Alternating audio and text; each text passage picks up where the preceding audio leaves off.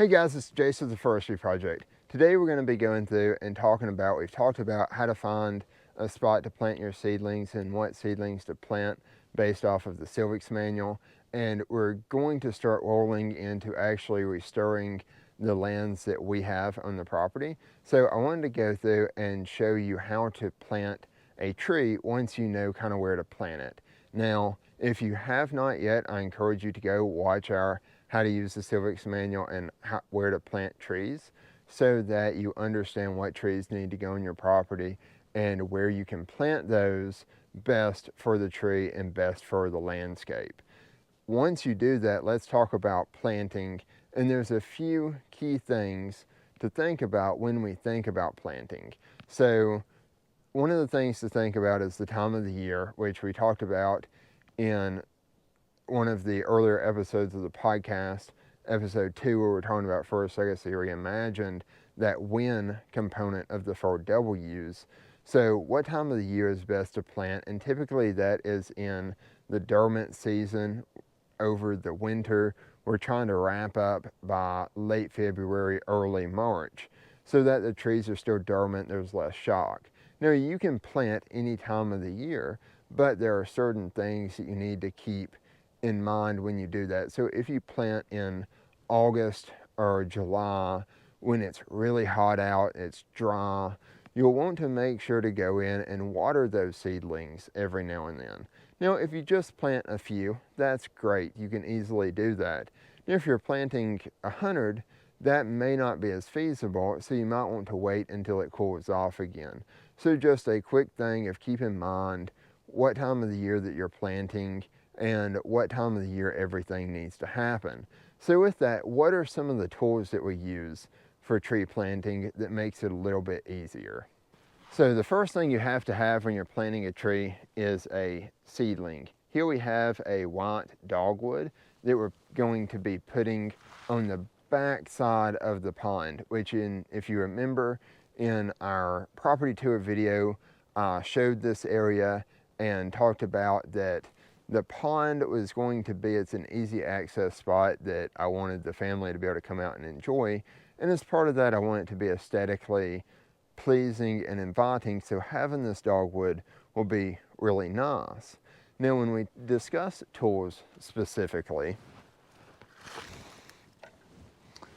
we can of course use a variety of different tools. We can use just as plain and simple as shovels, or we can go as specialized as this tree dibble here.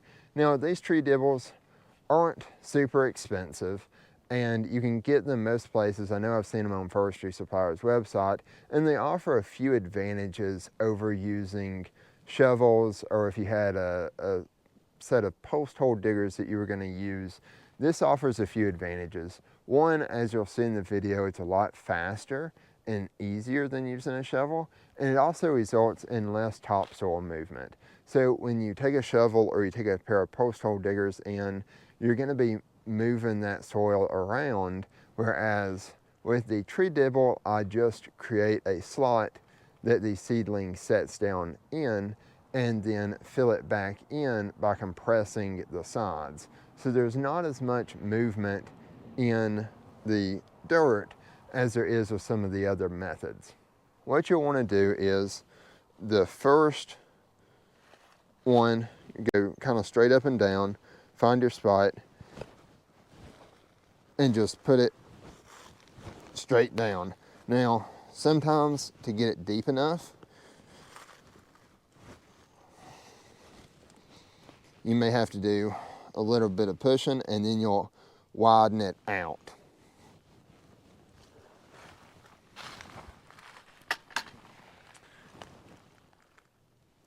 And this is what you're kind of looking for. So you want the foot bar to kind of be even with the ground and have a little bit of wiggle room on each side. So now you pick it up, and there is our pocket for our seedling. Once we have our pocket, we'll take our seedling and just stick it in the ground so you want just the roots to go in the ground. So they'll go in about like so, And then just to hold it in place, I like to kind of start pushing a little bit of dirt back in just to kind of hold it in. The next thing you'll want to do is take your dibble again, and we're going to press on each side. We're going to put our tree dibble in a little bit away from our seedling on one side.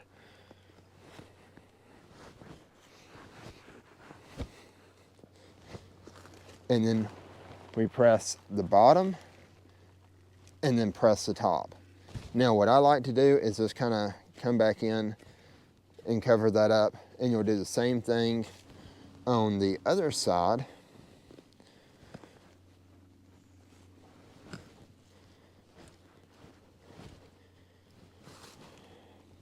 Press bottom, press top, and now you're just going to go in and press,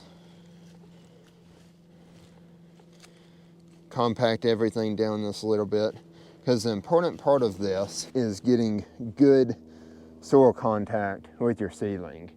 So the next thing we want to think about is maybe some tree protection and a little bit of extra growth potentially. Now we're going to be testing that. I know there's claims out there about tree tubes. We're actually going to be testing that on the property, and we're going to be putting out a video soon of how we're going to be testing our seedlings. But we're going to be putting a tree tube on some. We've got some test plots with tree tubes, no tree tubes, and seeing how they do. Here is our tree tube, and each tree tube you get, regardless of where you get it from, is typically going to have a tube and a stake. Now, depending on where you get it, the stake may be different, the tube may be a little bit different design, but they all kind of serve the same function of protecting the seedling, giving it a little bit of extra, almost like a greenhouse, a little bit warmer,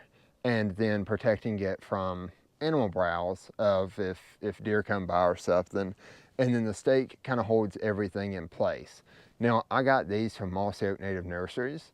So in theirs, it comes with a plastic PVC pipe for a stake.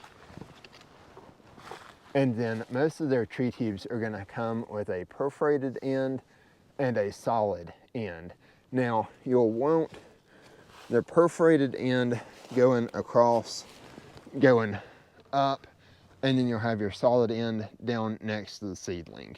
So the first thing I like to do is just kind of set it down over, and we'll make sure that everything centers up inside. When you're putting your tree tube in, I like to kind of center my tree up inside of it, and this is kind of what it looks like here.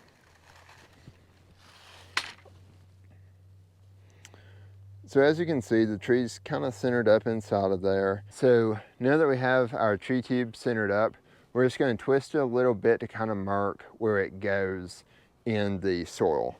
So just take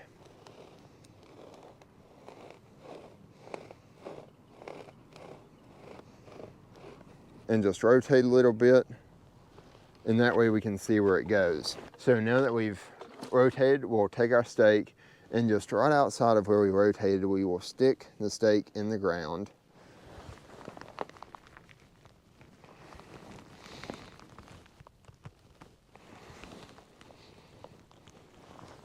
And we're going to stick it in good enough so that it holds, and try to make it as straight as possible. And then we're just going to kind of tamp it and pack it down just like we did the seedling. So this looks fairly good. The pipe's just so slightly bent, but that's good. So now, remembering perforations to the top and solid to the bottom, take your zip tie side and slide it over the PVC pipe. Make sure you still get your seedling in there. And then we're just gonna kind of work it back in just a bit. And now you're gonna take your zip ties and just zip tie everything together and take a step back and make sure that it's straight. So that is how to plant a seedling and start the protection process.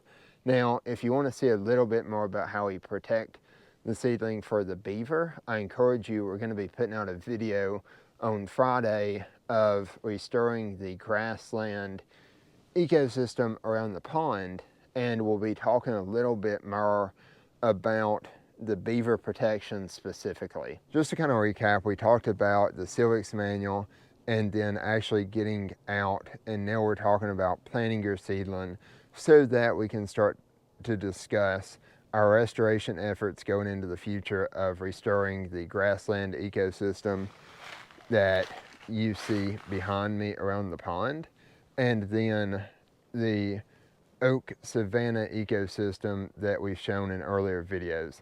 With that, guys, I hope you got something out of it, and drop in the comments down below some of the trees that you're planting, any experience that you've had planting trees, some of the cool species you've planted or seen planted, or what you're thinking about planting on your property. And if you have any tips or tricks, I'd love to hear them, and I'm sure any other landowners would love to read them as well, so drop those down too.